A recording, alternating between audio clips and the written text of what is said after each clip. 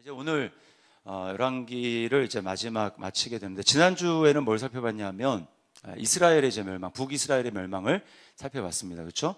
북이스라엘은 어느 나라에 의해서 멸망했다? 어느 나라? 아수르. 이 정도는 좀 기억해 주셔야 돼요.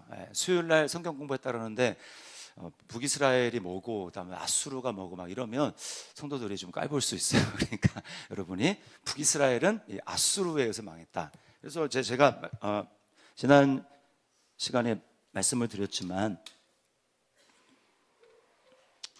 자,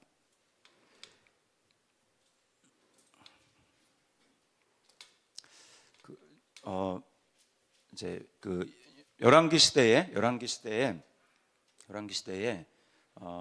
이제 그 나라들이 이렇게 이제 있으면, 여기 이제 이렇게 갈릴리 있는, 여기 갈릴리죠? 여기 사해고 여기가 지중해입니다. 그렇죠? 이 정도는 이제 다 아실 거예요. 자, 여기 바로 위에 있는 가 다메섹이라고 씁니다. 순서대로 하면, 자, 다메섹, 여기가 이제 초창기에 되게 많이 북이스라엘 많이 괴롭혔어요.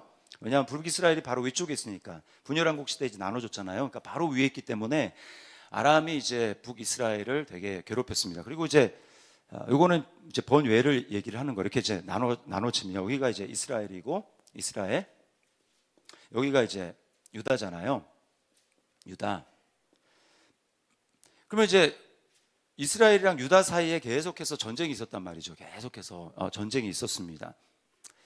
근데 이제 유다 입장에서는 이스라엘이 방파제가 되는 거예요. 위에 무슨 얘기인지 아시겠어요? 나라가 나눠졌기 때문에 이스라엘만 잘 견제를 하면 된다. 그래서 이제 북이스라엘이 뭐 아람이랑 붙냐 아니면 유다가 아람이랑 붙냐 막 이런 거에 따라 가지고 이제 역학관계가 좀 복잡해집니다. 그래서 아무튼 이 아람이 이제 있었고요. 여기가 이제 수도가 다메섹입니다. 다메섹. 그리고 이제 저 위로 올라가면, 지도를 좀 잘못 그렸는데, 저 위로 올라가면 여기 있는 데가 아수르였어요.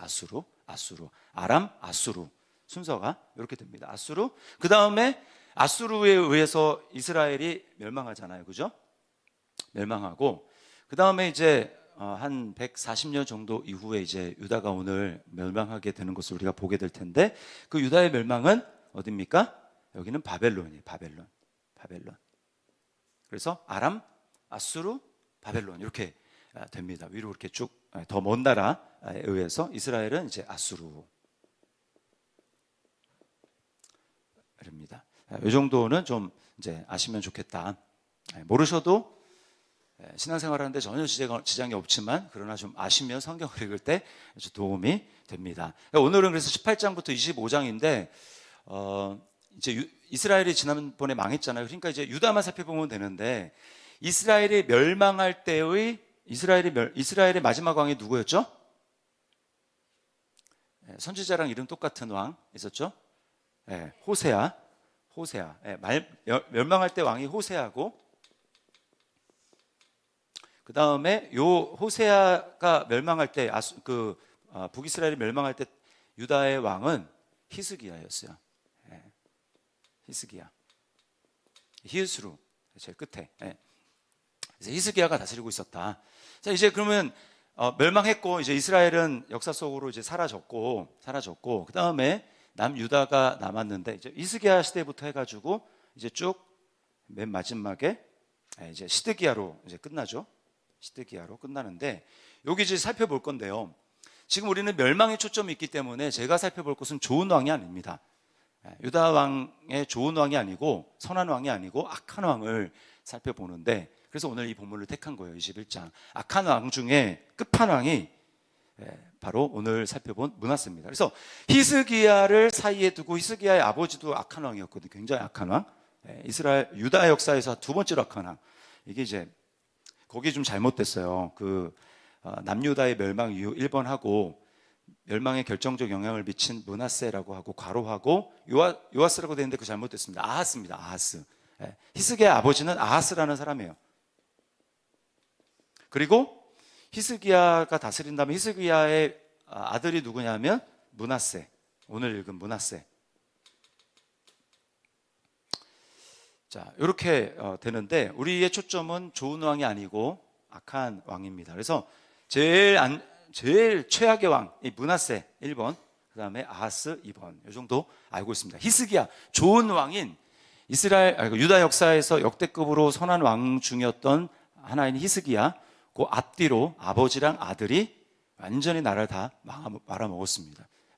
그래서 므낫세가 완전히 말아먹어서 이제 너무 기울었기 때문에 하나님이 더 이상 용서하지 않고 유다를 멸망하기로 한 게 누구 때문이냐? 히스기야의 아들인 므낫세 때문입니다. 므낫세. 그래서 어느 정도로 이제 심했냐면 아까 우리 읽었지만 아모리 사람들의 악보다 더 심하게 행했다라고 합니다. 아모리 사람의 악행 때문에 하나님이 여호수아를 보내서 이스라엘 백성들을 보내가지고 전쟁에서 결국 그들을 다 심판한 거잖아요. 그렇죠? 그러니까 하나님이 원래 잘 살고 있었던 나라를 뺏은 게 아니라 우리 지난번에 살펴봤지만 그들이 악을 행해서 하나님이 심판하시기 위해서 그냥 이스라엘을 도구로 썼을 뿐입니다. 그래서 그렇게 멸하기로 작정한 그 아모리 사람들의 죄악보다 더 심했다. 그런 거예요. 그러면 어떻게 해야 됩니까? 어떻게 해야 돼요? 하나님이 너네는 내 백성이니까 너네는 봐줄게 이렇게 하셔야 됩니까? 아닙니다. 하나님이 하나님의 공의를 똑같이 심판하시는 거예요. 그래서 어떻게 합니까? 그래서 이제 바벨론이라는 나라를 하나님 통해 가지고 유다를 치시는 거예요. 유다를 치시는데 치시기 전에 자 이렇게 악한 유다가 됐기 때문에 자 이때부터 지난주에는 이 북이스라엘에 대한 그 선지자가 일어나서 문서 선지자들이 일어나가지고 말씀을 선언한 것에 대해 살펴봤는데 이제 오늘은 이렇게 악하기 때문에 결국 이제 열왕기하 18장부터 해가지고 25장까지 읽어봤자 다 거기서 거기입니다. 계속 그 악행을 반복하고 좀 선해졌다가 다시 돌아왔다 또 그 다음에 나라가 더 악한 일을 행하고 그리고 점점 우상하고 또 폭행을 행하고 뭐 오늘 예루살렘 이쪽에서 저쪽 끝까지 다 무지한 피로 가득 채웠다고 얘기를 하잖아요. 그런 일 하다가 이제 망하는 거예요. 그러니까 이게 반복되는 패턴이니까 여기는 더 이상 별로 살펴볼 필요가 없습니다. 자, 그래서 다시 한번 정리를 하면 자, 남유다 멸망 이유는 므낫세 때문인데요. 산당을 다시 세우고 바알의 제단을 쌓고 아세라 목상을 만들고 성전의 마당에 돛들 있죠. 안뜰과 바깥들이 있는데 거기에 이제 태양신을 또 달신을 그리고 별신을 섬기는 제단을 거기다가 만들었습니다. 하나님을 예배하는 거기다가 이방신을 섬기는 그 제단을 만들었어요. 그러니까 당연히 거기다가 제사를 지내니까 번제단과 돌봐야 될 성전의 기구들은 그냥 방치되는 겁니다. 더러워지고 방치되는 거예요. 그리고 또 어떤 일이 있습니까? 이거 B번에 보면 자녀를 불 가운데로 지나가게 합니다. 이거는 암몬이랑 모압 사람들이 행하던 그 우상, 그모스, 몰렉 뭐 이런 신들을 섬기는 일을 지금 똑같이 하는 거예요. 자녀를 불 가운데 태우고 그리고 뭡니까? 사술, 신접한 자와 박수 신접한 자 찾아가가지고 자기의 미래를 물어보고 오늘날 무당이랑 똑같습니다. 접신해가지고 이제 알려주는 그런 말도 안 되는 그런 일을 가나안 땅에서 원래 이루어지고 있었던 그 일을 지금 이스라엘이 그대로 하고 있는 것입니다. 그리고 또 뭐가 있어요? 남창이 있었어요. 남창. 신전에 남창이 있었습니다. 음행을 하나. 그러니까 얼마나 문란합니까? 남자 창기. 자, 23장 7절 말씀 한번 보겠습니다. 23장 7절 시작. 또 여호와의 성전 가운데 남창의 집을 헐었으니 그곳은 여인이 아세라를 위하여 휘장을 짜는 처소였더라.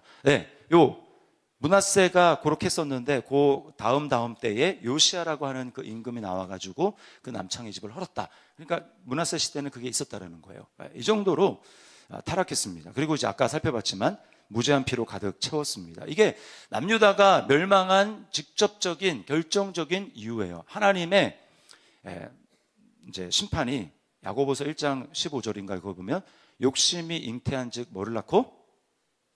죄를 낳고 죄가 장성한즉 사망에 이르느니라. 자, 하나님은요 무조건 그냥 바로 심판하지 않습니다. 하나님은요 때를 기다리는 거예요. 그리고 하나님의 메신저들을 계속 보냅니다. 선지자들을 계속 보내요. 그래서 계속 그들에게 하여금 회개할 기회를 주십니다.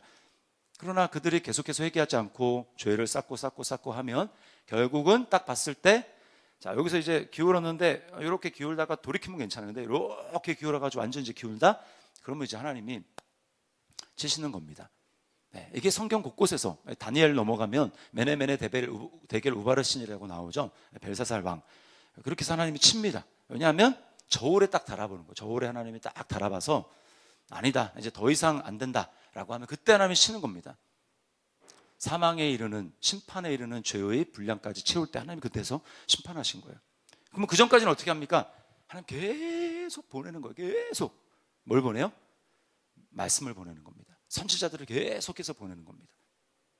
그러다 큰일 난다, 그러다 너네 큰일 난다, 그러다 너네 죽는다, 돌이켜라, 이걸 계속 말씀하는 거예요. 그러니까 유다는 이스라엘보다 더 오랜 시간 동안에 있었기 때문에 선지자도 더 많습니다. 그리고 유다가 장자잖아요. 장자, 영적인 장자.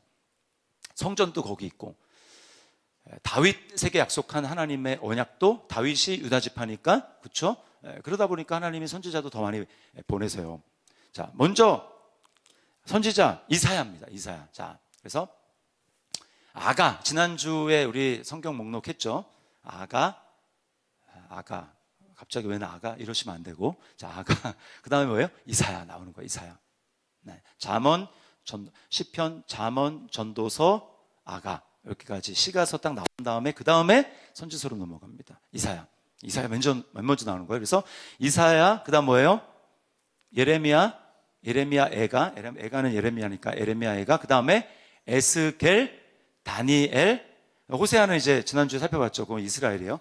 호세아, 요엘, 아모스, 오바댜는 에돔이고, 그다음 요나는 지난주에 살펴봤지만 이제 니느웨였어요. 아수르 요나. 그 다음에 미가가 나오죠. 미가. 이사야 시대랑 같이 있었던 그 선지자가 미가입니다. 미가. 그래서 제가 거기에 이사야 다음에 1-1로 해서 미가를 제가 묶어놨어요. 미가. 자, 미가. 그 다음에 나훔 있고요. 나훔은 저 밑에 제가 괄호로 묶었습니다. 니느웨에 대한 이야기이기 때문에 나훔. 그 다음에 또 뭐가 나요? 하박국 나오죠. 하박국. 나훔, 하박국. 그 다음에 스바냐 나오죠.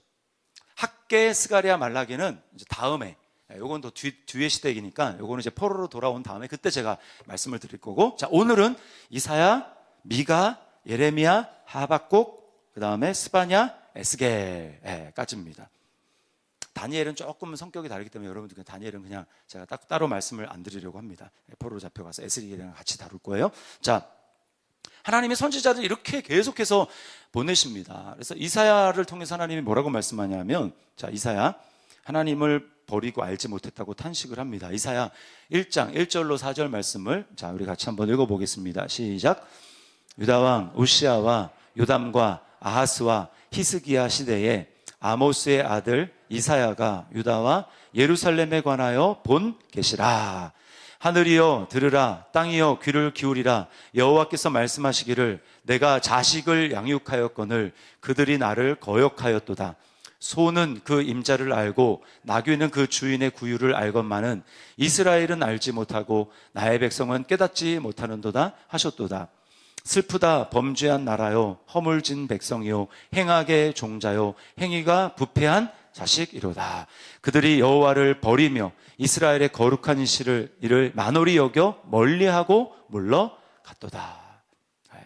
탄식하면서 소도 주인을 아는데 내 백성은 나를 모른다, 거역한다, 알지 못한다, 나를 버리고 물러갔다라고 하나님이 이사야를 보내서 탄식하는 것입니다. 그래서 하나님이 바벨론을 통해서 유다를 심판하시는데, 이 심판의 궁극적인 목적은 그들을 완전히 그냥 멸망시키는 게 아니라 그들로 하여금 정결하게 하는 것이었습니다. 깨끗하게, 땅도 정결하게 하고 그리고 그들도 정결하게 하시는 거예요. 자, 이사야 1장 25절 말씀을 같이 한번 읽어보겠습니다. 시작.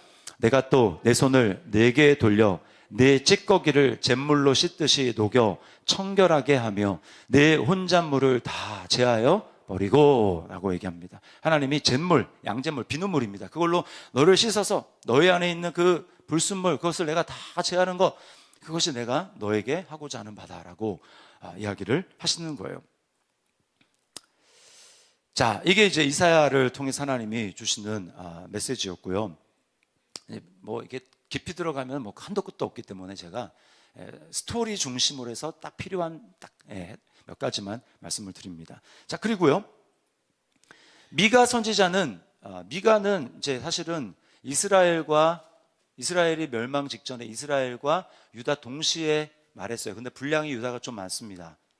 그래서 제가 미가는 그냥 이제 그 이사야로 해가지고 유다 쪽으로 제가 넣은 거예요. 지난주에 북이스라엘로 넣지 않고. 미가는, 자, 미가 6장 8절 말씀, 하나님이 이걸 원하시는 겁니다. 6장 8절 같이 한번 읽습니다. 시작.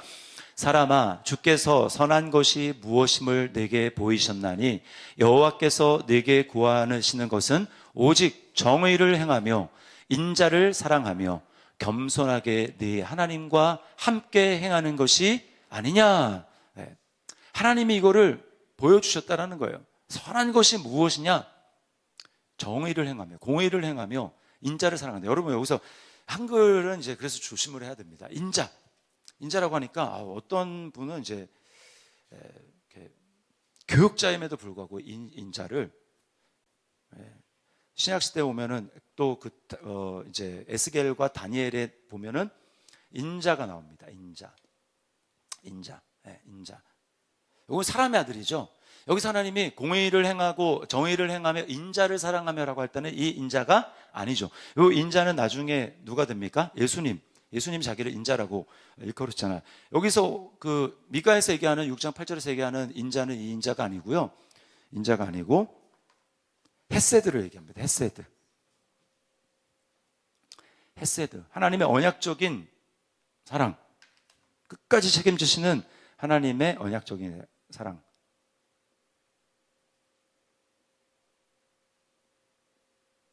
이게 헤세드예요.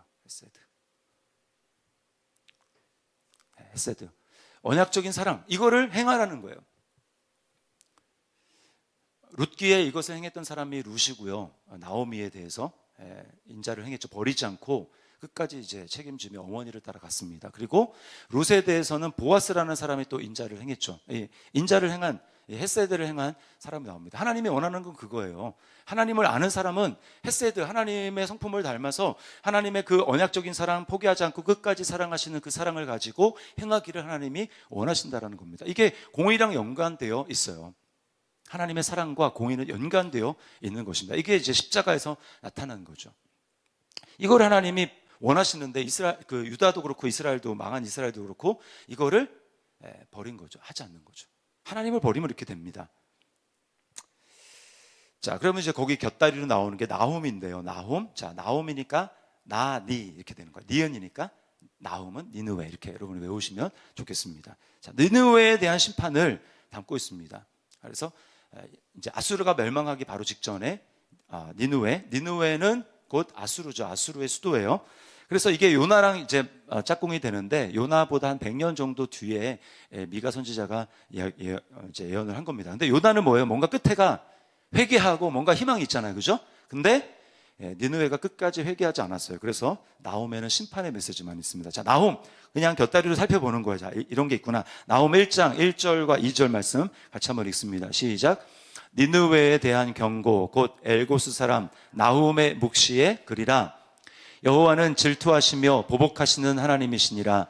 여호와는 보복하시며 진노하시되 자기를 거스르는 자에게, 여호와는 보복하시며 자기를 대적하는 자에게 진노를 품으시며, 계속해서 보복하고 진노하시고 라고 합니다. 하나님 도구로 그렇게 썼을 뿐인데 너무 막 교만해가지고 너무 심하게 막 그렇게 한 거예요. 하나님이 결국은 아수르도 심판하시는 거죠. 바벨론에 의해서 하나님 심판하는 겁니다. 자, 그 다음에 이제 이사야 살펴봤고, 이사야 다음에 큰 대선지자가 예레미야죠. 예레미야에게는 별명이 있습니다. 무슨 선지자? 앞에 무슨 선지자? 네, 눈물의 선지자. 너무 괴로운 거예요. 왜냐하면 이스라엘이 멸망하는 것도 봤고요. 그 선지자로 세워진 다음에 얼마 지나지 않아서 북에 이스라엘이 멸망하는 것을 예레미야가 봤습니다. 그래서 우리는 저렇게 되면 안 되지 않느냐 선언하는데, 결국 이제 그 하나님의 은혜로, 하나님의 심판으로 유다의 멸망도 보는 거예요. 자,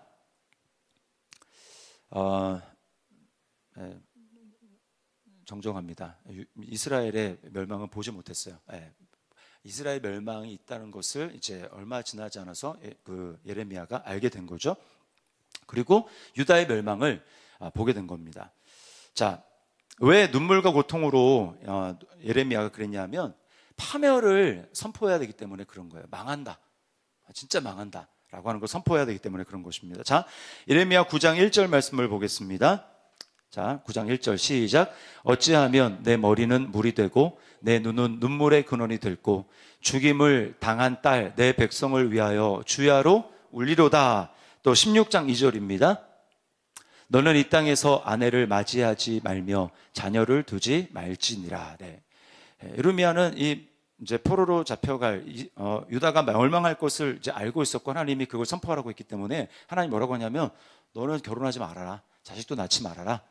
이렇게 지금 말씀하는 것입니다. 그러니까 결혼도 안 하고 자식도 안 낳고 그리고 하나님의 심판에 대한 메시지만 전하고 그리고 실제로 심판 당해서 제 포로로 끌려가고 막 비참한 일들을 눈으로 보고 그러니까 어떻게 이 예레미야가 눈물을 계속해서 흐르지 않을 수 있겠습니까? 너무 괴로워하는 거예요. 너무. 자, 20장 14절 18절 말씀을 보겠습니다. 시작. 내 생일이 저주를 받았다면 나의 어머니가 나를 낳던 날이 복이 없었다면 어찌하여 내가 태어나서 나와서 고생과 슬픔을 보며 나의 날을 부끄러움으로 보내는고 하니라. 자, 어디서 많이 본 구절이죠. 욥이 저런 고백 많이 하잖아요. 근데 저런 고백을 지금 예레미야가 하는 것입니다. 자, 그렇게 해서 사람들이 예레미야가 하는 그 심판의 메시지를 잘 받아들이면 좋겠는데 또 죽으라고 안 듣습니다. 말을 죽으라고 안 들어요. 그래서 어떻게 하는가? 강팍함을 보십시오. 자, 예레미야 45장 1절 말씀 같이 한번 봅니다. 예레미야 45장 1절 시작. 유다의 요시야 왕의 아들 여호기함 넷째 네리야의 아들 바룩이 예레미야가 불러주는 대로 이 모든 말을 책에 기록하니라. 그때에 선지자 예레미야가 그곳에 말하여 그에게 말하여 이르되. 자, 예레미야가 하나님이 그동안에 자기에게 말씀하셨던 그런 모든 것들을 다 이제 씁니다. 바룩에게 이렇게 적으라라고 이야기를 합니다. 그래서 그게 두루마리가 됐거든요. 그렇게 하는 이유는 계속해서 그들에게 선포해서 들려주기 위해서 그렇게 하는 겁니다. 근데 이 예레미야의 이 기록한 그 책을 가지고 어떻게 하느냐? 36장 22절 23절입니다. 자, 시작. 그때는 아홉째 달이라 왕이 겨울 궁전에 앉았고 그 앞에는 불 피운 화로가 있더라. 여후디가 선호 쪽을 낭독하면 왕이 면도칼로 그것을 연하여 베어 화로 불에 던져서 두루마리를 모두 태웠더라. 네. 저게 여호야김 왕이 한 거예요. 계속 예레미야가 말로 선포할 뿐만 아니라 기록한 것을 또 들려서 읽게 하는데 선호 쪽 읽으면 딱 베가지고 불에 던지고 그리고 결국은 돌이키지 않는 겁니다. 안 듣는 겁니다. 그러니까 답답하죠. 너무 답답한 겁니다.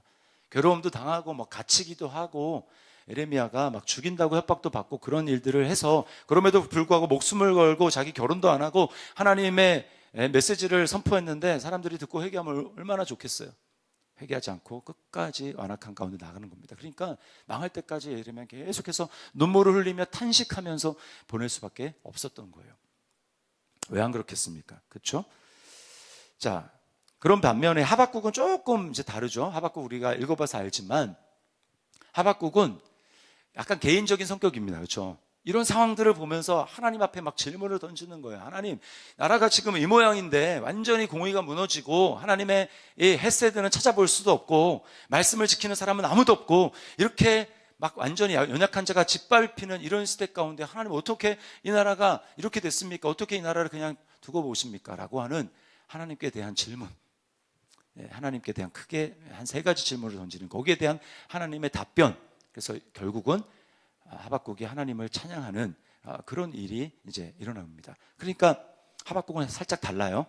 대상이 물론 있긴 하지만 자기가 궁금한 것, 자기가 답답한 것을 하나님께 해답을 하면 약간 개인적인 그런 이제 책입니다. 근데 제가 이거 자막을 준비를 깜빡하고 막 정신없이 하다 보니까 놓쳤는데, 자, 거기에 여러분 열왕기하 거기다가 이 표시를 그 끈을 걸어놓고 하박국을 한번 찾아보겠습니다. 이때에 하나님께서 어떤 태도를 원하시는가? 자, 하박국은 거의 이제 말라기 근처에 있어요. 뒤에 넘어가서 하박국 2장 4절, 하박국 2장 4절, 구약 1303면에 있습니다. 하박국 2장 4절. 자, 같이 한번 읽어보겠습니다. 시작. 보라, 그의 마음은 교만하며 그 속에서 정직하지 못하나 의인은 그의 믿음으로 말미암아 살리라. 아멘. 네. 여기서 이제 하박국, 여기 유명한, 여기서 이제 바울 사도의 그 로마에서 의인은 믿음으로 말미암아 살리라, 또 히브리서에도 의인은 믿음으로 말미암아 살리라, 이 말이 나오는 것입니다. 너 믿음으로 살아야 돼. 너 나를 믿어야 돼. 나를 신뢰해야 돼. 환경을 보면서 낙심하지 말고 나를 신뢰해야 돼 라고 말씀하시는 하나님의 음성을, 계시를 하박국이 듣게 되는 겁니다. 그래서 이런 기울어가는 실 가운데서 우리는 하나님의 그 구원의 경륜, 구원의 그 끌고 가시는 하나님의 계획, 이것을 신뢰하면서 의지해야 됩니다. 이걸 하지 못해서 우울증에 빠졌던 선지자가 누구였죠? 엘리야.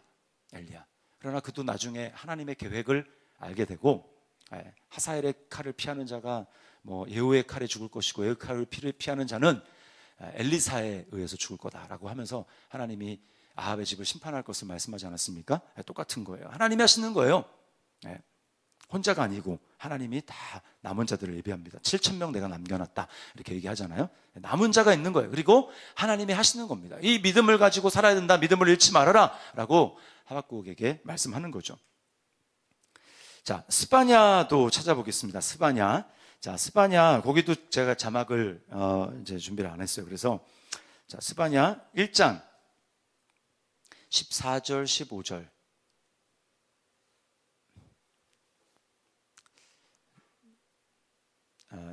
스바냐 찾았으니까 1장 1절도 한번 보겠습니다. 스바냐 도대체 어느 시대에 사역을 했는지. 자, 스바냐 1장 1절 같이 읽어봅니다. 시작. 아몬의 아들 유다 왕 요시야의 시대에 스바냐에게 임한 여호와의 말씀이라. 스바냐는 히스기야의 현손이요 아마랴의 증손이요 그다랴의 손자요 구시의 아들이었더라. 그러니까 히스기야 그 다음 때 이제 요시야 시대에 활동한 겁니다. 그리고 14, 15절 말씀 같이 한번 읽습니다. 시작. 여호와의 큰 날이 가깝도다. 가깝고도 빠르도다. 여호와의 날의 소리로다. 용사가 거기서 심히 슬피 우는도다. 그날은 분노의 날이요 환난과 고통의 날이요 황폐와 패망의 날이요 캄캄하고 어두운 날이요 구름과 흑암의 날이요. 여기 여호와의 날 나오죠. 지난주에 살펴봤지만 북이스라엘에도 여호와의 날, 여호와의 날은 하나님이 오셔서 우리를 구원하시는 기쁜 날이다 라고 생각을 했는데 그게 아니라 하나님이 심판하는 날이라고 그랬어요. 그게 이제 요엘서의 메시지였잖아요. 여기 스바냐도 똑같습니다. 여호와의 날, 하나님이 심판할 거라는 거예요. 유다를. 요엘은 이스라엘을 심판하고 스바냐는 유다를 심판하는 것입니다. 메시지. 자, 심판의 메시지. 그리고 자, 에스겔인데요. 에스겔이 이제 분량이 많습니다. 에스겔은 포로로 이제 잡혀가요. 포로로 잡혀갑니다. 그래서 거기에 그발 강가, 그 바벨론에 있는 그 강가에 있을 때 에스겔이 환상을 봅니다. 그 나이 30살에 30째 해라고 하는데 학자들이 그거는 에스겔의 나이가 30살 됐을 때라고 얘기를 합니다. 원래는 유다에 있었으면은 에스겔은 그 제사장 가물이거든요. 30살이 되면 이제 제사장에 취임할 수 있는 제사장의 그 위임식을 받아서 제사장 역할을 감당해야 될 사람이 에스겔인데 그가 지금 잡혀와가지고 제사장 전혀 제사가 할 수 없잖아요. 지금 남의 나라에서. 그때 하나님이 에스겔에게 임해서 환상을 보여주십니다. 환상. 하나님의 영광의 환상을 보게 되는 거예요. 근데 이제 왜 하나님의 영광이라고 하면, 하나님의 영광이라고 하면 어디 있어야 됩니까? 원래는 성전에 있어야 되잖아요. 예루살렘 성전에 하나님의 영광이 있어야 되는데 왜 그 하나님의 영광이 성전에 있지 않고 에스겔이 있는 그 바벨론에 거기에 하나님의 환상이 나타나서 거기에 하나님의 영광이 임하는가? 그 이유는 우리가 살펴봤지만 예루살렘 성전이 완전히 우상 숭배로 해가지고 그 이방 제단 등등 해가지고 완전히 이제 성전으로서 기능을 할 수 없는 겁니다. 그러니까 하나님의 영광이 떠나는 거예요. 하나님의 영광이 떠납니다. 거기 보면 이제 에스겔 그 초반부에 읽다 보면은 이렇게 장로들이 막 은밀하게 성전 안에서 어떤 그 방 안에서 뭐 담무스 막 이런 그 여신들 막 신들 바벨론의 신 막 가양 잡신들을 향해서 숭배하는 그런 이야기들이 나오거든요. 음란하게 그런 일들을 숭배하는 일들이 보입니다. 하나님 보여주시거든요, 성전에. 그러니까 하나님의 영광이 떠날 수밖에 없는 거예요. 그리고 이제 에스겔은 특별히 비유와 행위를 통해서 특별히 이제 비유와 행위를 통해서 하는 그 메시지를 전하는 선지자들이 많이 있는데, 특별히 에스겔은 그런 일들이 참 많이 있습니다. 그래가지고요, 에스겔이 어떤 그 행위를 하냐면 많이 있지만 그 중에 에스겔 4장에 나타난 행위들만 좀 보면, 먼저 이렇게 그림을 그려요. 그림을 토판에다가 이렇게 그림을 그립니다. 이렇게 토판이 있으면 여기다가 그림을 그리는 거예요. 여기에 예루살렘 성을 이렇게 막 그리고 여기를 둘러싼 막 사람들, 군사들을 막 그립니다. 그리고 이 군사들이 예루살렘 성을 향해서 쌓은 이 언덕들을 또 보이고, 여기에 막 공성태 이런 것들을 막 그려요. 사람들이 이게 뭐야라고 이렇게 봤을 때, 이제 그때 말씀을 전하기 위해서, 사람들의 관심을 끌기 위해서 이런 그림을 그립니다. 그리고 또 어떻게 하냐면, 이 그림을 그린 다음에 에스겔이 왼쪽으로 이렇게 누워요. 그렇게 누워서 며칠을 보내느냐? 한 390일 그렇게 보냅니다. 그 다음에 또 390일 지나면 또 반대로 오른쪽으로 이렇게 누워가지고 한 40일 보냅니다. 왼쪽을 향해서 누우면 이쪽이 북쪽인 거예요. 북이스라엘을 향해서 에스겔이 그 죄를 담당하는 그 상징적인 행위를 하는 겁니다. 그 다음에 또 남쪽으로 향해서 40일 동안 그 보면서 죄를 감당하는 그 행위를 하는 거예요. 그러면서 또 뭘 하냐? 하나님이 그 사람의 똥으로 떡을 구워서 먹으라고 이야기를 합니다. 그 기간 동안에. 그럼 뭘 상징하냐면, 근데 너무 심하다. 어떻게 그런 일을 합니까? 그랬더니 하나님이 좋다 그러면 사람 똥 말고 소똥으로 바꿔줄게. 그래서 소똥으로 떡을 구워 먹습니다. 그럼 뭘 상징하냐면, 이제 포로가 되면 정상적인 방법으로 음식을 해 먹을 수 없다는 거예요. 즉 이제 너희를 완전히 이제 심판할 그날이 가까웠다. 이거를 몸으로, 행위로 보여주는 겁니다. 자, 한번 찾아보겠습니다. 자, 그림 그리는 4장 1절부터 2절 같이 한번 보겠습니다. 자, 시작. 너 인자야, 토판을 가져다가 그것을 내 앞에 놓고 한 성읍 곧 예루살렘을 그 위에 그리고 그 성읍을 에워싸되 그것을 향하여 사다리를 세우고 그것을 향하여 흙으로 언덕을 쌓고 그것을 향하여 진을 치고 그것을 향하여 공성퇴를 둘러 세우고, 이렇게 그리죠. 자, 그 다음에 눕는 행위를 보겠습니다. 4절부터 6절, 4장 4절부터 6절 같이 읽습니다. 시작. 너는 또 왼쪽으로 누워 이스라엘 족속의 죄악을 짊어질래. 네가 눕는 날수대로 그 죄악을 담당할지니라. 내가 그들의 범죄한 횟수대로 내게 날수를 정하였나니 곧 390일이니라. 너는 이렇게 이스라엘 족속의 죄악을 담당하고 그 수가 차거든 너는 오른쪽으로 누워 유다 족속의 죄악을 담당하라. 내가 네게 40일로 정하였나니 하루가 1년이니라. 그러니까 엄청난, 얼마나 죄를 많이 졌는지 알죠? 하루가 1년. 이렇게 해서 하나님이 에스겔에게 말씀하는 겁니다. 그리고 이제 똥으로 떡 구워 먹는 거 보겠습니다. 4장 13절 15절. 또 여호와께서 이르시되 내가 여러 나라들로 쫓아내어 흩어버릴 이스라엘 자손이 거기서 이같이 부정한 떡을 먹으리라 하시기로 여호와께서 내게 이르시되 보라 쇠똥으로 인분을 대신하기를 허락하노니 너는 그것으로 떡을 구울지니라. 네. 그러니까 이제 정상적인 방법이 아니고 또 잡혀가면 어떻게 됩니까? 부정을 입는 거죠. 이스라엘 백성들이 이렇게 거룩하지 못한 그런 모습을 똥으로 떡을 구워 먹는 행위를 통해서 하나님이 보여주는 것입니다. 그 외에도 많이 있지만 대표적으로 제가 이것만 보여주는 거예요. 여러분, 이렇게 하나님께서 계속해서 선지자들을 보내시는 이유가 뭐냐? 그 이유는 회개하라고 하는 것입니다. 회개. 그래서 예수님이 비유로 임금, 정말 너무나 상식에 벗어나는 그 임금 얘기를 하면서, 임금이 농부들에게 세를 주고 타국으로 멀리 떠났는데 이제 세를 받을 때가 돼가지고 자기 종을 보냈더니 그들이 때리고 죽이고 막 더러운 죽이고 그 일을 하지 않습니까? 이게 지금 예수님이 너희가 그랬다, 과거에 선지자들 향해서 너희가 그렇게 악한 일을 했다라고 하는 거예요. 근데 지금 하나님은 어떻게 하시는 겁니까? 아들을 보내는 거예요. 아들을. 말도 안 되는 거죠. 마가복음 12장 6절 말씀 보겠습니다. 시작. 이제 한 사람이 남았으니 곧 그가 사랑하는 아들이라. 최후로 이를 보내며 이르되 내 아들은 존대하리라 하였더니. 내 아들을 죽이죠. 아들을 죽입니다. 그래서 예수님이 탄식하시면서 예루살렘을 바라보시면서 탄식하는 거예요.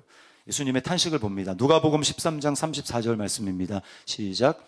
예루살렘아 예루살렘아 선지자들을 죽이고 네게 파송된 자들을 돌로 치는 자여, 암탉이 제 새끼를 날개 아래 모음같이 내가 너희의 자녀를 모으려 한 일이 몇 번이냐. 그러나 너희가 원하지 아니하였도다. 네. 예수님이 이제 마지막으로 내가 왔는데도 예수님을 반기기는커녕 핍박하고 말을 듣지 않고 결국은 십자가에 매다는 그들의 완악함을 보면서, 미래를 보면서 주님이 가슴을 치시는 것입니다. 여러분, 결국은요, 사람이 멸망당하는 것은 죄를 짓기 때문이 아니에요. 우리는 다 죄를 짓죠. 왜 멸망하느냐? 회개하지 않기 때문입니다. 죄를 지어서 멸망하는 게 아니에요. 회개하지 않기 때문입니다. 그러니까 회개하지 않는 게 사실은 불신입니다. 회개하면 하나님이 용서하시고 은혜를 주시는데 회개하지 않기 때문에. 그래서 예수님이 이렇게 말씀하셨어요. 요한복음 16장 9절 말씀. 요한복음 16장 9절 같이 읽습니다. 시작. 죄에 대하여라 함은 그들이 나를 믿지 아니하며.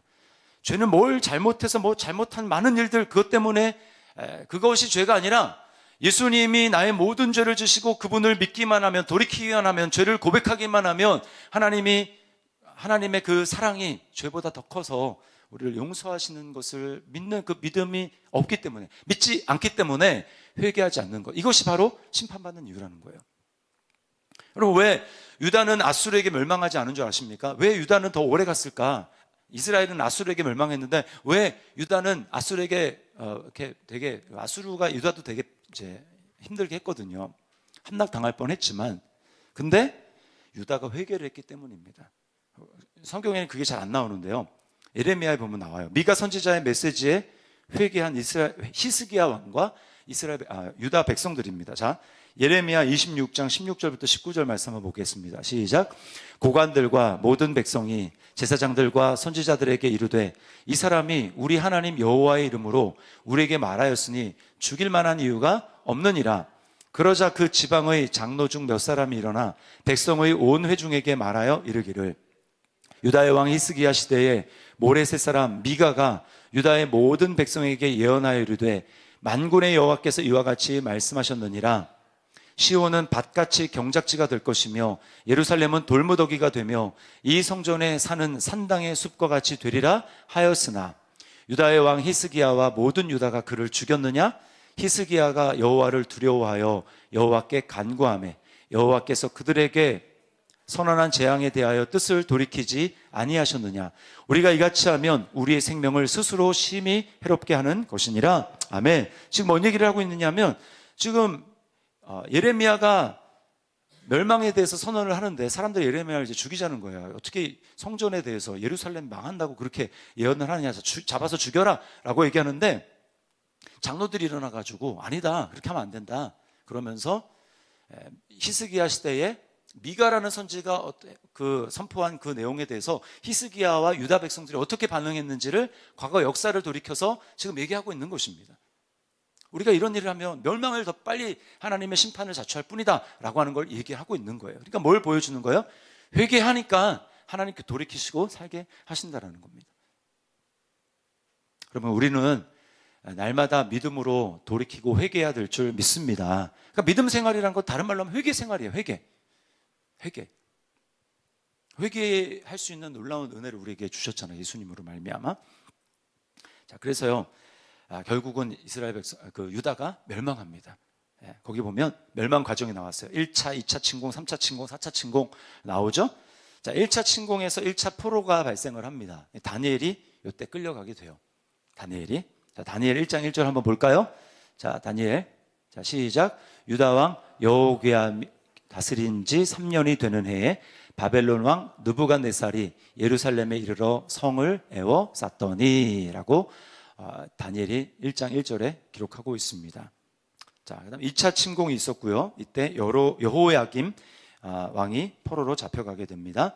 3차 침공이 있었고 여호야긴 시대에, 자, 이때 이제 2차 포로가 생기는데 이제 대대적으로 좀 많이 잡혀가게 됩니다. 대대적으로. 그래서 여기 누가 잡혀가냐면 여호야긴 왕과 여호야긴 왕의 어머니, 모친과 아내들과 또 지도자들, 귀족들, 신하들, 용사, 장인들, 대장장이 막 해서 싹 다 잡혀갑니다. 이때 누가 잡혀가느냐? 에스겔도 잡혀갑니다. 에스겔. 그래서 바벨론 강가에서 하나님의 그 이상을 본 거예요. 에스겔이 잡혀갑니다. 그리고 이때 누가 있었냐면 모르드게가 있습니다. 자, 에스겔 1장 2절 말씀 한번 보겠습니다. 에스겔 1장 2절 시작. 여호야긴 왕이 사로잡힌 지 5년 그달 초 다세라 라고 얘기하고요. 그 다음 모르드게 보겠습니다. 에스더 2장 6절 같이 읽습니다. 시작. 에스더 2장 6절. 아니랍니다. 준비가 안 됐답니다. 나중에 찾아보세요. 4차 침공으로 예루살렘이 완전히 함락이 되고 이때 3차 포로가 발생하게 됩니다. 자, 예레미야 39장 1절 2절 보겠습니다. 시작. 유다의 시드기야 왕의 제9년 열째 달에 바벨론의 느부갓네살 왕과 그의 모든 군대가 와서 예루살렘을 에워싸고 치더니 시드기야의 제11년 넷째 달 아홉째 날에 성이 함락되니라. 예루살렘이 함락되매. 네, 드디어 예루살렘이 함락이 되는 것입니다. 여러분, 이렇게 망했어요. 북이스라엘도 망하고 남유다도 망했습니다. 우리가 여기서 이제 던져야 될 질문은 뭐냐면, 이제 왕조는 끝났네. 왕조는 끝났네. 이때부터 해가지고 이제 이스라엘은 계속 나라만 바뀌지, 그 다스리는 나라만 바뀌지 계속 속국이 되는 거예요.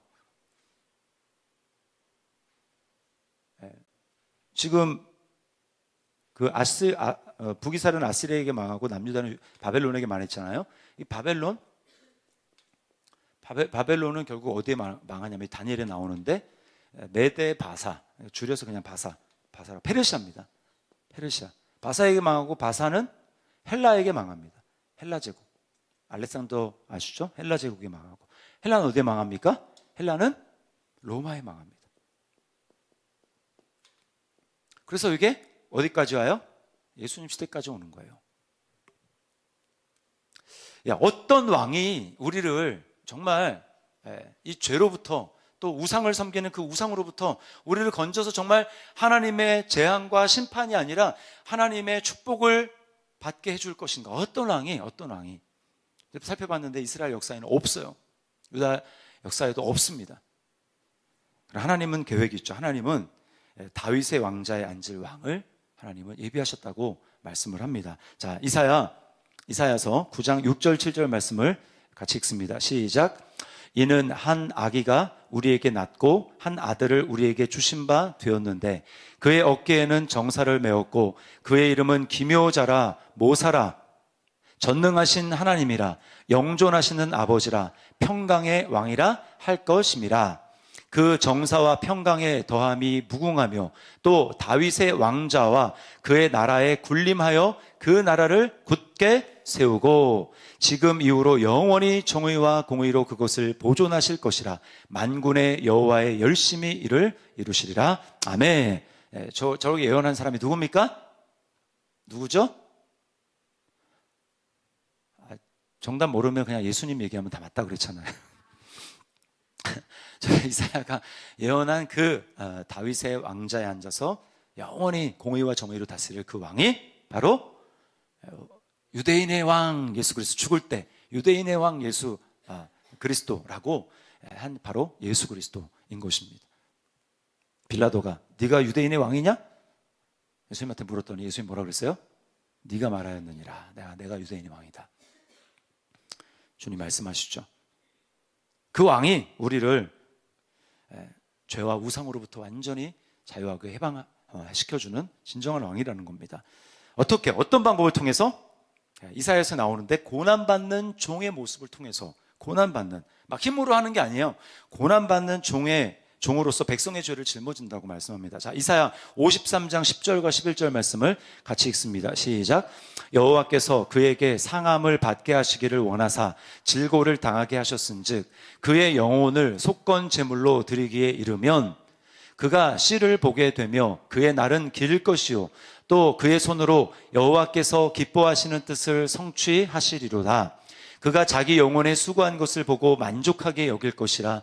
나의 의로운 종이 자기 지식으로 많은 사람을 의롭게 하며 또 그들의 죄악을 친히 담당하리로다. 아멘. 이사야 53장은 50장부터 뭐 쭉 있지만 예수 그리스도, 고난받는 종인 여호와의 종 예수 그리스도를, 메시아를 너무나 명확하게 잘 보여주고 있는 겁니다. 힘으로 누르는 방식, 힘으로 다른 열방들이 하듯이 그렇게 하는 방식이 아니라 여호와의 종이 이스라엘 백성들의 죄를 대속하는, 그래서 고난받는 방식으로 하나님은 구원을 이루신다는 거예요. 또 이것은 완전히 새로운 것입니다. 그래서 새 언약이라는 거예요. 새 언약으로 하나님이 새롭게 하는 것입니다. 이것은 바로 마음을 새롭게 하는 마음의 할례를 말해요. 자, 신명기 30장 6절 말씀을 보겠습니다. 시작. 네 하나님 여호와께서 네 마음과 네 자손의 마음에 할례를 베푸사 너로 마음을 다하며 뜻을 다하여 네 하나님 여호와를 사랑하게 하사 너로 생명을 얻게 하실 것이며. 우리가 구약 지금 끝까지 망하는 것까지 살펴봤는데 이런 일은 안 일어나잖아요. 뭡니까? 이것은 새 언약으로 말미암아, 예수 그리스도로 말미암아 새 언약을 말씀하는 것입니다. 이제 완전히 새로운 시대가 열릴 것을 말씀하는 거예요. 사람들이 정말 마음으로부터 하나님을 사랑하는, 그래서 하나님의 계명의 말씀에 순종하는 그런 일들이 있게 될 것이다라고 말씀을 합니다. 어떻게 해요? 예수 그리스도로 말미암아 하나님이 새 언약을 이루심으로. 근데 새 언약의 핵심이 뭐였어요? 이게 바로 예레미야에서는 마음에 하나님의 법을 기록하는 것이라고 말씀합니다. 자, 예레미야 31장 33절 같이 읽습니다. 시작. 그러나 그날 후에 내가 이스라엘 집과 맺을 언약은 이러하니 곧 내가 나의 법을 그들의 속에 두며 그들의 마음에 기록하여 나는 그들의 하나님이 되고 그들은 내 백성이 될 것이라. 여호와의 말씀이니라. 네, 이것이 어떻게 이루어지는가? 마태복음 26장 28절입니다. 시작. 이것은 죄사함을 얻게 하려고 많은 사람을 위하여 흘리는 바 나의 피 곧 언약의 피니라. 나의 피 곧 언약의 피라. 무슨 피? 언약의 피인데 이것은 새 언약의 피라는 거예요. 너의 마음이 굳어져서 하나님을 반역하고 하나님의 뜻을 사랑하지 않고 그렇게 행하던, 우상을 따르던 그런 마음을 완전히 새롭게 해서 너의 마음에 하나님의 법을 내가 기록하겠다. 이게 새 언약인데 예수님이 그걸 위해서 피를 흘렸다는 거예요. 이것은 너희를 위해서 흘리는 피, 나의 언약의 피다. 새 언약의 피라는 거예요. 그리고 그 새 언약은 성령을 우리에게 부어주시는 것으로 마무리가 됩니다. 자, 새 영을 부어주셔서 우리 마음을 부드럽게 만드신다고 말씀해요. 자, 에스겔 36장 26절 27절 말씀 같이 읽습니다. 시작. 또 새 영을 너희 속에 두고 새 마음을 너희에게 주사 너희 육신에서 굳은 마음을 제거하고 부드러운 마음을 줄 것이며 또 내 영을 너희 속에 두어 너희로 내 율례를 행하게 하리니 너희가 내 규례를 지켜 행할지라. 아멘. 성령을 부어주셔서, 예수님의 영을 부어주셔서 예수님처럼 하나님을 전심으로 사랑하게 만들고 예수님처럼 하나님의 뜻을 이루는 것을 내 양식이라고 얘기할 정도로 기뻐하며 그 뜻을 행하도록 만드신다는 겁니다. 누가요? 성령이, 예수님의 영이 그렇게 하신다는 거예요. 그래서 우리를 완전히 해방시킵니다. 자, 로마서 8장 1절부터 4절 말씀 읽습니다. 시작. 그러므로 이제 그리스도 예수 안에 있는 자에게는 결코 정죄함이 없나니 이는 그리스도 예수 안에 있는 생명의 성령의 법이 죄와 사망의 법에서 너를 해방하였음이라.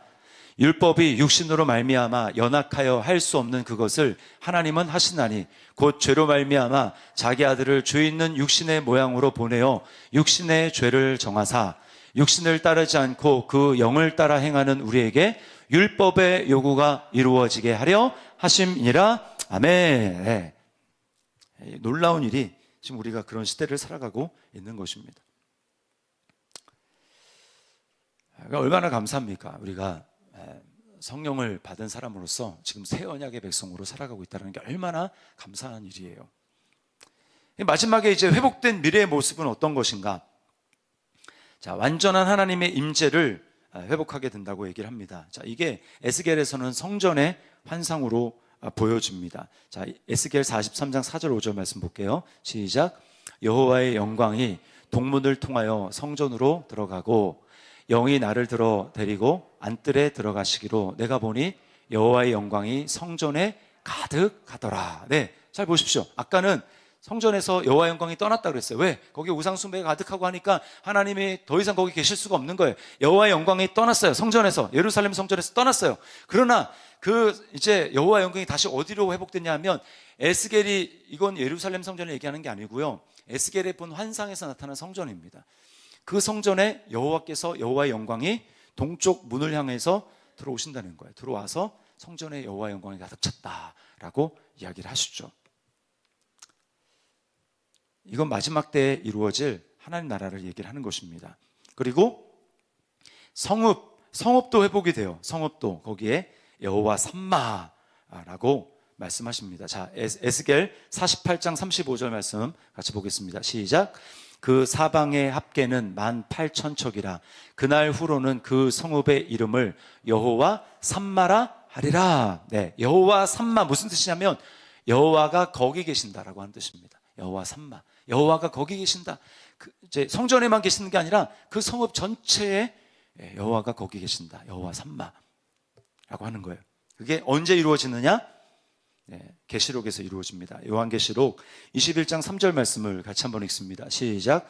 내가 들으니 보좌에서 큰 음성이 나서 이르되 보라, 하나님의 장막이 사람들과 함께 있음에 하나님이 그들과 함께 계시리니 그들은 하나님의 백성이 되고 하나님은 친히 그들과 함께 계셔서, 하나님이 장막을 치셔서 하나님이 사람들과 함께 있겠다. 그게 바로 여호와 삼마, 여호와의 영광이 임재하는 성전의 완성, 하나님이 그들과 함께 있겠다라고 말씀하시는 계시록의 말씀이 이루어지는 것입니다. 이거는요, 에덴의 회복이에요. 에덴의 회복. 그래서 다 살아나는 겁니다. 죽어가는 모든 것들이 다 살아나는 거예요. 잘 보세요. 에스겔 47장, 그 성전에서 물이 이제 흘러가서 막 닿는 곳마다 다 모든 걸 살립니다. 에스겔 47장 1절, 8절, 9절, 12절을 같이 한번 읽습니다. 시작. 그가 나를 데리고 성전 문에 이르시니 성전의 앞면이 동쪽을 향하였는데 그 문 지방 밑에서 물이 나와 동쪽으로 흐르다가 성전 오른쪽 제단 남쪽으로 흘러 내리더라. 그가 내게 이르되 이 물이 동쪽으로 향하여 흘러 아라바로 내려가서 바다에 이르니. 자, 잠깐만요. 저기 아라바로 내려가서 바다에 이른다라고 할 때 저 바다는 어디냐면 사해를 얘기합니다. 사해는 죽은 바다죠. 거기는 아무것도 살 수 없습니다. 자, 바다에 이르리니 이 흘러내리는 물로 그 바다의 물이 되살아 나리라. 이 강물이 이르는 곳마다 번성하는 모든 생물이 살고 또 고기가 심히 마르니니 이 물이 흘러 들어가므로 바닷물이 되살아 나겠고 이 강이 흐르는 각처에 모든 것이 살 것이며 강 좌우 가에는 각종 먹을 과실나무가 자라서 그 잎이 시들지 아니하며 열매가 끊이지 아니하고 달마다 새 열매를 맺으리니 성소를 통하여 나옴이라. 그 열매는 먹을 만하고 그 잎사귀는 약재료가 되리라. 네, 이 묘사한 일이 계시록에서 똑같이 이루어집니다. 요한계시록 21장 5절 그리고 22장 1, 2절 말씀을 읽습니다. 시작. 또 그가 수정같이 맑은 생명수의 강을 내게 보이니 하나님과 및 어린 양의 보호자로부터 나와서 길 가운데로 흐르더라. 강 좌우에 생명나무가 있어 12가지 열매를 맺되 달마다 그 열매를 맺고 그 나무 잎사귀들은 만국을 치료하기 위하여 있더라. 네, 아멘. 에스겔에서는 봤을 때는 그 물이 어디서부터 나왔어요? 성전에서 나왔습니다. 그렇죠? 근데 요한계시록에서는 그 생명수의 강이 어디로부터 나온다고요? 어린 양의, 하나님과 어린 양의 보좌로부터 나온다는 거예요. 그러니까 그 성전은 뭐라는 겁니까? 하나님을 얘기하는 거예요. 하나님과 예수 그리스도, 어린 양 되신 예수 그리스도가 성전이 되셔서 그늘 마지막 때 우리와 하나님이 함께 거하며 살아가는 그 모습을 이야기를 하는 것입니다. 이게 바로 우리의 왕이 되신 그리스도, 예수께서 이 땅에 오셔서 행한 일이고요. 마지막 때 일어날 일이라는 거예요. 그리고 우리는 그것을 지금 우리 안에 계시는 그분의 영이신 성령을 통해서 맛보고 경험하고 그 나라를 소망하며 살아가고 있는 것입니다. 그러니까 아무리 세상이 지금 힘들고 어렵고 뉴스에서 뭐 이런 일이 일어나고 하면 마음이 안타깝죠. 우리가 기도해야죠, 물론. 그러나 그것 가지고 낙심할 일이 아니라 어떻게 하라는 거예요? 오직 나의 의는 믿음으로 말미암아 살리라. 낙심할 이유가 없습니다. 그러므로 우리는 그리스도를 왕으로 삼아 매 순간 그리스도의 믿음으로 살아가요. 이스라엘 백성이 망한 이유가 무엇입니까? 왕이신 하나님이 계시는데 그 왕이신 하나님이 아니라 다른 것을 섬기며 자기들의 실제로는 왕노릇하며 살았기 때문에 결국은 망한 거예요. 근데 우리는 뭡니까? 왕이신 그리스도, 만왕의 왕이고 만주의 주가 되시는 예수 그리스도, 그분 앞에 날마다 복종하는 것입니다. 큐티 왜 합니까? 그러기 위해 사는 거예요. 예배 왜 합니까? 그러기 위해 사는 거예요. 자기 그냥 만족 얻자고 위안받자고 예배하는 게 아닙니다. 물론 위안도 주시죠. 언제 진짜 위안을 주십니까? 하나님이 내가 정말 하나님 앞에 무릎 꿇고 주님의 왕되심을 인정하고 내가 내 보좌에서 내려올 때 그때 하나님이 주시는 게 진짜 위로고 격려인 거예요. 그러나 그건 하지 않고 그냥 나는 내가 하고 싶은 대로 다 하며 살아가면서 내가 왕노릇하면서 하나님이 나에게 위로해 주시기를 바라는 거, 그러면 그거 위로는 가짜 위로입니다. 그래서 갈라디아서 2장 20절 말씀에 이렇게 얘기하죠. 우리 잘 알고 외우는 말씀 같이 한번 읽습니다. 시작. 내가 그리스도와 함께 십자가에 못 박혔나니 그런즉 이제는 내가 사는 것이 아니요 오직 내 안에 그리스도께서 사시는 것이라. 이제 내가 육체 가운데 사는 것은 나를 사랑하사 나를 위하여 자기 자신을 버리신 하나님의 아들을 믿는 믿음 안에서 사는 것이라. 네, 하나님의 아들을 믿는 믿음 안에서. 저 말은 킹제임스 버전에 보면 하나님의 아들의 믿음 안에서 살아간다라고 하는 겁니다. 우리의 믿음은 이제 내 믿음이 아니에요. 내가 그리스도 안에 있기 때문에, 이제 내가 죽었기 때문에 내가 믿음 아래 살아가는 그 믿음은 내 믿음이 아니고 바로 하나님의 믿음이고요, 예수님의 믿음입니다. 내 믿음은 아무 능력이 없어요. 그러나 내가 주인 된 자리에서 내가 내려와서 내가 죽고 내가 나를 부인하고 그리스도 안에 거한 나를 믿음으로 받아들이고 그렇게 살아가게 될 때 그 믿음은 더 이상 내 믿음이 아니고 그 믿음은 예수 그리스도의 믿음이고, 그런 믿음에게, 그런 믿음으로 살아갈 때 하나님 우리에게 평안을 주시고 기쁨을 주시고 능력을 주시는 것입니다. 그것 없이 그냥 내 힘으로 살아가는 그 내 믿음을 가지고는요 아무런 일도 일어나지 않아요. 먼저 주님이 주되심이 돼야 됩니다. 내가 내 보좌에서 내려와야 돼요. 이거 하지 않은 상태에서 큐티하는 것도 의미가 없고요, 이거 하지 않는 상태로 예배하는 것도 아무 의미가 없습니다. 예배가 뭔데요? 왕이신 그분 앞에 내가 복종하고 엎드리는 게 예배인데 말씀을 왜 봅니까? 내가 여전히 주인의 상태로 말씀을 보면 말씀을 이용하는 것밖에 안 돼요. 나에게 위안을 주고 나에게 위로를 주고 그래, 이건 아닙니다. 그래서 어떻게 하라는 거예요? 그리스도와 함께 죽었다는 의미가 뭡니까? 로마서 6장 10절로 11절 말씀을 같이 한번 보겠습니다. 시작. 그가 죽으심은 죄에 대하여 단번에 죽으심이요 그가 살아계심은 하나님께 대하여 살아계심이니 이와 같이 너희도 너희 자신을 죄에 대하여는 죽은 자요 그리스도 예수 안에서 하나님께 대하여는 살아있는 자로 여길지어다. 아멘. 내가 예수님과 함께 십자가에 못 박혔다는 것은 내가 죄에 대해서 죽었다는 거예요. 날마다 그렇게 의식하며 살아가라는 겁니다. 예수님이 죄에 대해서 한 번에 죽은 것처럼 나도 죄에 대해서 죽은 자로 고백하며 선포하며 그렇게 살아가라는 거예요. 이게 믿음으로 살아가는 겁니다.